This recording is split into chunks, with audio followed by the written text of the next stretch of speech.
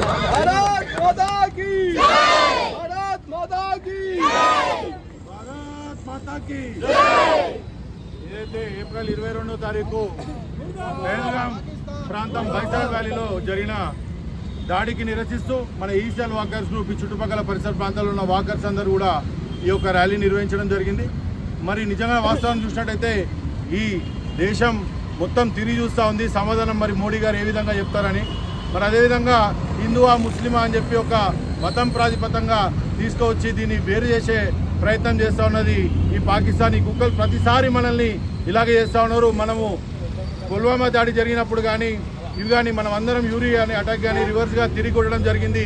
అదేవిధంగా ఇది కూడా ఈ యొక్క సమాధానం కోసం మోడీ గారు చేస్తారని చెప్పి ప్రతి ఒక్కరూ ఆశిస్తూ ఉన్నారు. దేశం మొత్తము, దేశమే కాకుండా ప్రపంచం మొత్తం కూడా ఈ యొక్క వైపు చూస్తూ ఉంది. భారతదేశంలో ఏం జరగబోతుంది, ఏం సమాధానం చెప్పబోతున్నారు వీళ్ళని.